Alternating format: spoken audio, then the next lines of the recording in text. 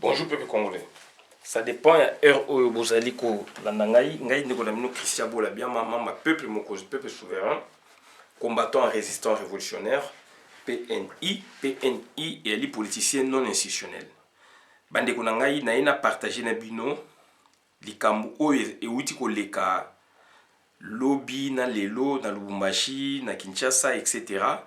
Ya on a ina partager na bino bande ko nangai puisque ezali pasi mingi ezali soni mingi ezali mawa mingi. Ezali pasi mingi ezali soni mingi ezali mawa mingi parce que bande ko nangai batu mingi balingi ko comprendre te. Ezali pasi mingi ezali soni mingi bande ko nangai batu mingi balingi donc kokosa baninga. Yangwana toye awa pour notre laxabino. Après autant d'années à démocratie ou démocratisation, ça fait 30 ans aujourd'hui. Donc le 24 avril déjà, donc 30 et c'est les kaki. Tant Mobutu a belé qui le kolangoma et le lombo qu'on a besoin de démarrer karaté. Mentalité a battu comme rétrograde. Il y a des attardés dans le activisme politique. Il y a des attardés dans le politique. Il y a des attardés dans la population, dans les combattants. Donc, tout s'abrutir davantage. Il fallait tout saisir opportunité, il fallait tout grandir. Ndenge batu bakolaka, mais biso to qualité. Biso to qualité, tout se détruit davantage. Bande konanga ezali passe mingi, tout se détruit davantage parce que situation ezali bien te, parce que occupation ezali wana. Ya mwana bande konanga donc toye awa pona koyebisa bino makambo oyo eleki ezali mawa mingi donc avant tokota na mozindo bola na hymne national oyo. Yango nde mama na idéologie. Eloko nde yango ekanga biso esangisa biso. Soki yango te nde topanzana. Donc fédéralisme eza na position te lelo yo donc notre souhait c'est l'unité nationale pour que tout bunda ensemble face à occupation. Donc au fédéralisme ezali forme de l'État, État unitaire eza forme de l'État, mais na Congo unitarisme ezali preuve nango, fédéralisme racine na fédéralisme na Congo na tout le monde en monté. Et donc tout le monde qui quand même ba exemple oyo batu ba lingaki ba mema mboka na ndenge boye et tout le monde ba résultat déjà na 60. Donc on a faire attention, nous avons encore du chemin, nous avons un problème. Tellement makambo oyo eleki lelo na parler du peuple eleki na katanga to sepeli, mais est-ce que c'était ça le but? Est-ce que ezali ki boso le salamaki wana? N'est-ce pas ezali anticipation sur une chose, n'est-ce pas?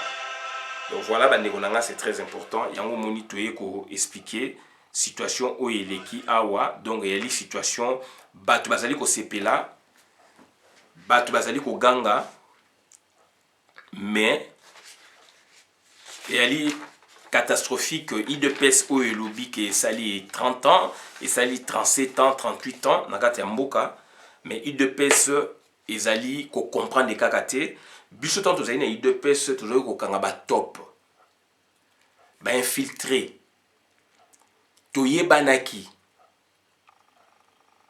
dans la manif autour sala ya kala presque on s'est retrouvé ata otiki groupe aux aranabango puisque bino vous allez battu parlement de bois limité beaucoup tena oya ville beaucoup tena oya lima donc toyebanaki puisque toujours kutanaka bande konanga ezali pasi mingi na manipulation oyo ezali ko salama. Félix Antoine Tshilombo oyo azali wana ezali yete. Félix Antoine Tshilombo, je donne donc raison à professeur Julien Tchakudia.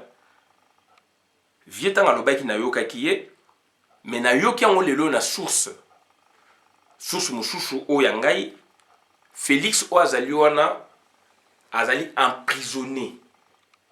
Azali emprisonné na Kigali. Qui c'est salamaki labo et salamaki na pouvoir bomoni wana. Tango eso fondateur ya peuple mokonzi, tango boketu fondateur ya peuple mokonzi. Balobi que Félix bakati ba poil. Félix molimo nae ba tie yango boye ba sukoli Félix. Mama mungala pa ekoloba yango. bandeko na ngai ezali sérieux. Yo moto bakati yo ba poil, yo moto bakati yo ba manzaka, bazui bomoi na yo. Bazui vie na yo sur le plan spirituel, sur le plan mystique. Kala na Afrique numéro 1, émission ya Eugénie Djeki, Patrick Ngemandon, un Gabonais, il passait pour nous expliquer tout ça. Azali ko passé avec des tradis praticiens, guérisseurs, etc. Émission on dirait ça a shooté. Bazali ko lekana ba guérisseurs et Afrique, ba guérisseuses et Afrique. Bazali ko parler. Bazali parler na plante na liboga, bazali parler na mystique, bazali parler na boé. C'est là où j'ai appris. Vieux pasteur et bishop Élisée par le Barango. Donc il y a 5 pouvoirs. Il y a Maï, il y a boé, il y a boé, il y a boé. Il y a Maï, il y a Moï, il y a Mabélé, etc. Donc mutumushusu ato le oluki na bakisi ndenge nini bato na bazaka sacré. Nzamba sa protéger bango. OK pangango rozoete puisque azali mutu ya Maï.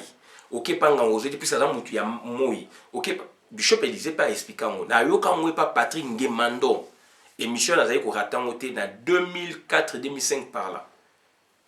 Il y avait des guérisseurs. Quand on parle de guérisseurs, guérisseuses, il y a Cameroun, il y a Côte d'Ivoire, il y a Gabon, c'était du sérieux. Et ça, le roi des guérisseurs, na biso, oyo, tika qui guérisseurs, comment va pasteur te, non. Donc, quand le vieux Tchakou dit à l'obay qui n'a yoka qui vient, puisqu'il n'a pas billet, albi, na terre moi chiluba, oyo azali wana ezali, donc azali ya bisote. Donc, oyo azali wana azali ekeko. Azo senga na batu, il faut ba sambela Félix. Donc, ils allaient sérieux. Ils allaient sérieux, bien que je voyais ça comme ça, mais ils allaient sérieux. Félix azali wana, donc ils allaient ekeko.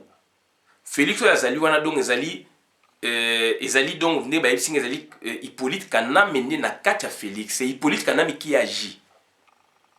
Félix azali wana akolobaka eloko te, akoloba eloko moko te. Bagangela ye, babetaka ye, balobelaka ye, bakoboma ye kala te. Bakolongola pe bakobete tonga okeno kufa. Félix oya bino. Oyo bozolo ba Félix ya bino azali na Kigali bakanga ye ba chaîne. Bakanga molimo na ba chaîne. Bato ba yebisi ngai ya aner babi Félix wana esengeli il faut bankumu ya baluba bankumu ya Congo il faut basangana basambela pona ba délivrer Félix wana zali kuna na bakisi bakanga ye bandeko na nga pouvoir autoza ko luka eza ya on a tout na est-ce que ça pouvoir politique eza pouvoir mystique eza pouvoir familial eza pouvoir nini pouvoir bandeko bazwa ngo pona ko zwate donc bandeko na ngai eloko na ngina loba ba mouvement nyosho bo moni salami wana ezali ba béret rouge ya ba wewa ezali mouvement ya ba Henri Magé mouvement oyo mokono ezali Henri Mova Sakanya. C'est sérieux. Bazalaki infiltré na kati ya ba manifestant ya UDPS. Ya on a lobi likolo biso tozali ko kanga ba top. Biso to miyebanaki to yaki na ba signe. Bato bazali lona ba UDPS wana sans été, bazana ba consigne te bazana dit ba kin esprit tribalisme. Et sengeli to sepela, oui, to sepela action basali, oui, mais finalité zanini. Ces gens-là, les bérets rouges Wewa, sont venus pour anticiper sur une crise éventuellement ezali na kata Congo. Ndeko bobosani makama confinement déconfinement. Bobosani ndenge crise ezali ko mata biloko ezali ko mata bato bazolinga ko tombuka. Bobosani bandeko na ngai. Pourquoi Congolais a commis na mémoire moko dongo courte boy. Bobosani ba bomi zando a monene. Ba panzi bino batini bino na pelzet mabe batini bino mobule bimaki contre Gentini Ngobila il y a eu 10 morts bande ko na biloko to bobosani donc ba yebi que ba étudier que mobulu moko et ko il faut ba désamorcer. C'est ce qu'ils ont fait, ils ont désamorcé. Ndeko nanga yoko ndima bokoti na parler du peuple boza na besoin bo en découdre na ba politicien wana bokoti na parler du peuple. mingi bato ba manifestaka libanda depuis Mobutu. Palou et Yaka et Longola Mobutu n'a parlé du peuple et Longola député. Palou, c'est pas aujourd'hui, c'est pas les deux personnes. Hein? Palou, bato ba yebi histoire. Palou avec le grand Kizenga. Donc bato ba kenaka, il y a eu 9 morts. 9 morts n'a parlé du peuple. Bato ya Palou ya Kalabotu na bango baloba. C'est pas les deux personnes. C'est pas l'UDPS. L'UDPS est manifesté à côté de parler du peuple terre. L'UDPS est biso toujours qui n'est pas primature. Biso toujours qui n'est pas primature. Biso qui n'est pas stade. Bande konangai et puis toujours à l'arrêter tout qui n'est pas nzela mouchouche. Donc Palou muta innova na biloko parler du peuple. Palou yokanaka un certain jour ba bifuto ki no kolongola Mobutu. To ki no ko panza Assemblée nationale. Il y a eu 9 morts na parler du peuple. Okokota wapi. Ndeko nanga okokota wapi. Donc ils ont été infiltrés par la plupart des cas na ba wewa ya ba béret rouge. Ba koma ba caméléon ba milati ba koma ba wewa. Baza pe baluba ba ko ba pe chiluba mais baza ba wewa béret rouge ndeko nanga keba. Ndeko nanga keba puisque bokoti na enceinte ya parler du peuple. Hémicycle ezali wana eloko nini ya empêché kibino bokota bobengana bango pouvoir wane kweya puisque loge ya franc-maçonnerie eza na kati symbole nango ezali wana nde ba expliquer ngai il fallait bokene bopanza so bokwesa yango c'est fini puisque loge wana na symbole wana nde mutu ezali ko freiner ba élan ya peuple congolais yango te comme si biso ba mouton muto ba mimi boake bakene boake donc loge ezali wana ya franc-maçonnerie bato baza na kati ya Sénat Assemblée nationale ba yebi yango mingi pe bakoti yango osa na choite bande ko na bokoti na enceinte eloko nini ya empêcher bino bo panza parler du peuple te bande ko na ngai raisonnant c'est là où donc ba anticiper sur la crise éventuellement au ezali na kata Congo. Bokei kotumba et pas André Kimuta. Oui, to beti maboko. Bobama mabanga et pas ya ome minaku na ma campagne. Oui, to beti maboko. Bo tumbi bo sakaje ndaku ya Jamaïka Samba to beti maboko. Ezali sabotage ya bataille de peste. Pour la plupart des cas donc incitation ezali na batu ya PPRD. Donc batu donc ba béret rouge. C'est une façon ya ko désamorcer colère ya peuple. Ndeko na ngai bozalaki prudenté batouana ba memi bino qui n'a parlé du peuple il n'y a pas eu donc réaction ba memi bino qui n'a parlé du peuple bo manifester bo kotiti na kati mais bo koki ko kotate bo panza soki vraiment bozalaki ya peuple na boité bakche bo sale mais soki bozalaki ya peuple il y a eu consigne ba libérer bino boko taboye boye bato ba mona opinion internationale ganga bato ba za boye donc ezali bato ya PPRD do ba béret rouge do ba zali na kati na bino ba béret rouge ba sangana ki na kati na bino mais bo bengi IDPS viva ndeko nanga balongola ki Jean-Marc Kabundo ba sala ki nini na veille balongola Jean-Marc Kabundo yebisa bino parler du peuple qui encercler ba soda okokota wapi est-ce que bakotaka Palou, na ba 92, 93, 94 par là. Même 95, Palou ba kenaka na parler de ba longola nani. Ba panzani 9 morts botuna. Jean-Marc Kaboun ba longolié il y a moins d'un mois. Parler du peuple est cadré. Si ko ba nini donc ba accepter bokoti mais bozai qui verrouiller, bozai qui encadrer sans que boyeba. Il y a des consignes parmi vous. Les wewa, il y a béret vert. Enfin, wewa, béret rouge. Il y a mauva sakanya, il y a rimagie. Bande ko nanga botala ndenge niveau et commis. Mais quand même, bande ko oba bundi na ndenge ya bosolo. To ko encourager bino, mais il faut boyer bana.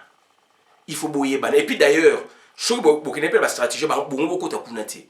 Puisque bateau ba côté kuna ba y a ordre, il y a des ceintures et des ceintures des ceintures. Première ceinture bazana bino, deuxième ceinture bazo zinga bino na ba ceinture. donc beaucoup ko kota ti bokene kuna te. Donc c'était et ça scénario bazali ko créer puisque situation ba yebi que peuple atomboki makameza ko marché te, certes makama ba loi na donc eza na sens moté bazo sala ngo eza na fondement te, mais du moins donc peuple atomboki, donc il faut pas désamorcer. Il faut pas désamorcer yango basali makambo wana. Donc bandeko nanga toza la prudent na makambo tozali ko sala. Yango na yo sa vidéo puisque nazui alerte donc ba wewa ya béret rouge. Fati azalaka na Rwanda. Oyo azali ekeko. Parmi ba casseurs il y a eu deux pes, ba casseurs il y a PPRD bazali na kati donc ba béret rouge. Pourquoi ba wewa ba koti na enceinte il y a parlé du peuple mais ba koti na quantité Assemblée nationale. Il faut se poser cette question. Ko détruire ndako ya Jean-Marie Kasamba, il y a André Kimbuta oto yiba 60 millions à Kenango. Ezali loko PPRD au foot mbongo ba bongo ici Jean-Marie Kasamba pesa mbongo baza ba assurance et ko futa PPRD ko futa, donc ça dit ezali donc ba buter de guerre et ça ba buter de guerre au boujou au boukiona, donc ça dit écoute na cadre donc il y a ba réaction na bino. Il fallait un vrai soulèvement populaire et pillage populaire. Vrai soulèvement populaire et pillage populaire.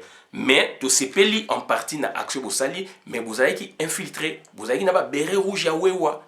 Baloba pe minoko nyonso ya Congo, baza ba congolais. Voilà. Donc bandeko na ngai ezali pasi mingi, ba anticipaki po ba yebi ke crise ezali kaka. Yango ba anticipaki po na ko kitisa tension, wana ezali mouvement ya ba béret rouge. Ba manifester na Lubumbashi, ba béret rouge, ba ta mova sakanya, ba manifester na Kinshasa ensemble na UDPS pour désamorcer. Ezali donc repositionnement to yebisabino ya FCC, bomoni côté militaire ba kangi partout, côté siko ba civil ba joue positionnement puisque bazali coincé. D'autre côté donc ba minde ba bokene na dialogue d'un côté, d'autre côté bazali coincé. D'où problème on ezali faut que l'on la Félix. Yango moni biso toza ko senga na bino bo changer ba stratégie tozala ensemble to buna elongo to bengana et Félix et Hippolyte Kanambe puisque bango tout bazali muto moko. Muto azo kabola bango donc à comprendre les politiques té, à comprendre les jeux politiques té. Donc to ko senga na UDPS ba changer ba stratégie, UDPS ya solo bo changer ba stratégie. Donc bandeko na ngai boyebi tant besoin ko marcher besoin sa politique, il faut besoin ba stratégie, il faut se contrôler biso tozo kanga ba top. C'est difficile na masse bon mais botala ba masse wana ndenge bimaki boyeba est-ce que tozali ensemble, est-ce que besoin na code, besoin na identification bato bazali kone yaki mingi ba béret rouge bino bo uti limete bien mais nzela donc avec ba stratégie bozo kutana bango donc eza ba béret rouge bazo sur la paix qui Congo Lingala Swahili etc. de yaki ba béret rouge wa bango bako la tango te bako la ta béret rouge te pesa bien te ba koti na kati ya masse. Donc bandeko na ngai il fallait détruire emblème ya franc-maçonnerie de Tebisubino, il fallait qu'on détruire palais du peuple Tebisabino, il faut qu'on boucle palais du peuple Congolais ça na mbongo et qu'on construire, il faut qu'on boucle emblème voilà mais on n'a pas pu faire puisqu'on a été infiltré, puisqu'on n'a pas été prudent. Puisque ma stratégie, il y a eu deux pèses au bazar comme Mabino, et ça y est ma stratégie à l'okuta, puisque bango bazar na kata PPRD. Et PPRD sous na kati, et ça y est infiltré eu deux pèses. D'où, donc, comme le roi tour de Babel. Donc voilà, bandekonanga, on a eu Kolubayangwana, donc, on est sami na Congo, tu es qu'à informer Bino, donc, ezali, donc, bozala qui mélanger na ba béret rouge. Ba béret rouge, ba wewa, bazali, botou na batuyo, ou ba yib masolo. Voilà, donc prochainement, vous allez prudent. On est ensemble puisqu'on est congolais, tout le monde change mes là. On comprend votre souci, mais bon, la politique, la politicien, puisque baza ko liana bango, Félix azali wana te esprit neza ailleurs, Félix aza ko liana bango, bazo kangaye ba destituer kalaté, ba BTP tonga ko kufa place au Kenya na prison. Donc voilà, bandeko nanga eko choquer bino menazo obligé na lobayango. Et que choquer bino menaza obligé na loba yango on a senga na bino boza la réarmer moralement bo changer ba stratégie faut que bwakisa na Félix na Hippolyte Kanambe. Félix azosala Hippolyte Kanambe. Bino bo soutenir Félix do bozo soutenir donc Hippolyte Kanambe do bozo soutenir opposition. Yango moni opposition parce que le fait de bo soutenir bango ba béreux rouge ba wana ba s'infiltrer na kati.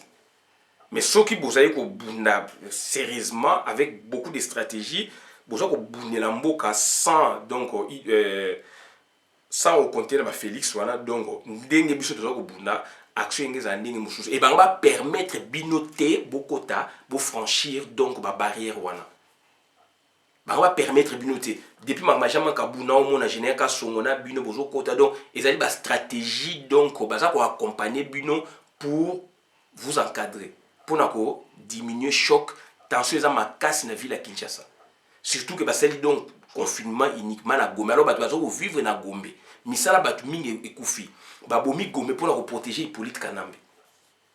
Donc voilà bande ko na ngai ba makambo to yeka ko yebisa bino yango na to soki abonné na vidéo manam na compte de la communauté. Merci.